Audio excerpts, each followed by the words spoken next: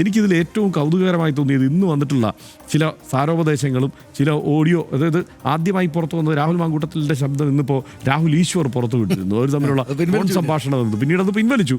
പക്ഷേ എന്താണ് ഞാനതിൽ നിന്ന് കേട്ടതിൽ നിന്ന് എനിക്ക് മനസ്സിലായത് ഒരു സഹതാപ തരംഗം ഉണ്ടാക്കാൻ വേണ്ടിയിട്ടുള്ള എന്തെങ്കിലും ഒരു മാർഗം ആലോചിച്ച് ആ നിലയ്ക്ക് ചെയ്തതായിരിക്കും ഞാൻ കരുതുന്നത്. എനിക്കതിൽ ഏറ്റവും രസകരമായി തോന്നിയത് മുതിർന്ന കോൺഗ്രസ് നേതാവായ അജയ് തറയിലിൻ്റെ ഉപദേശമാണ്. അദ്ദേഹം കോൺഗ്രസ് നാമധേയത്തിലുള്ള സൈബർ ഇടങ്ങൾ ഉപയോഗിക്കുന്ന സുഹൃത്തുക്കൾ ദയവായി ശ്രദ്ധിക്കുക എന്ന് പറഞ്ഞ് അവരോട് പറഞ്ഞിരിക്കുന്നത്, നിങ്ങൾ ഇവിടെ കിടന്ന് ബഹുജന മധ്യത്തിൽ തുറന്നു പറയാൻ കഴിയാത്ത തെറ്റുകൾ എന്തെന്ന് മനസ്സിലാക്കാതെ നടത്തുന്ന ഈ പോര് കോൺഗ്രസിൻ്റെ അവസരങ്ങൾ നഷ്ടപ്പെടുത്താൻ മാത്രമേ ഉപകരിക്കൂ. കോൺഗ്രസ് നേതാക്കളെ ചീത്ത വിളിക്കുന്നതും അധിക്ഷേപിക്കുന്നതും അവസാനിച്ച് നിങ്ങൾ പിണറായി വിജയനെയും ഇടതുപക്ഷ ഗവൺമെന്റിനെയും നരേന്ദ്രമോദിയെയും അധിക്ഷേപിക്കാൻ ഈ സമയം വിനിയോഗിക്കണം.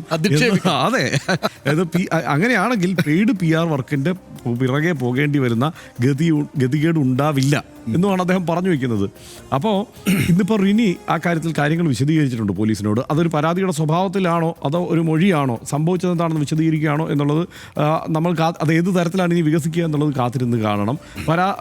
ഇതിൽ ഉൾപ്പെട്ടിട്ടുള്ള ആളുകളുടെ എണ്ണം നമുക്ക് ഈ പറഞ്ഞതുപോലെ 2 കൈയിലെ വിരൽ വെച്ചും 2 കാലിലെ വിരൽ വെച്ചും എണ്ണിയാൽ തീരുന്നതല്ല എന്നുള്ളത് എല്ലാവർക്കും അറിയാം. പക്ഷേ അത് എങ്ങനെയായിരിക്കും ഇനി ഈ കാര്യത്തിൽ പരാതികൾ ഉണ്ടാവുക എന്നത് നമ്മൾ കാത്തിരുന്ന് കാണേണ്ടതാണ്. പക്ഷേ കോൺഗ്രസിനെ ഇത് വല്ലാതെ ബുദ്ധിമുട്ടിലാക്കുന്ന തരത്തിലാണ് ഈ സൈബർ അണികളുടെ ഈ പ്രകടനം. ഇതിനൊരു ഉദാഹരണമേ ഉള്ളൂ.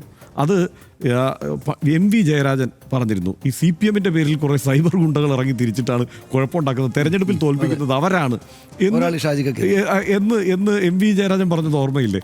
ഏതാണ്ട് ആ മട്ടിലുള്ള ഒരു സ്ഥിതിയിലേക്ക് ഇപ്പോൾ കോൺഗ്രസും ചെന്ന് പെട്ടിരിക്കുന്നു എന്നുള്ളതാണ് യാഥാർത്ഥ്യം.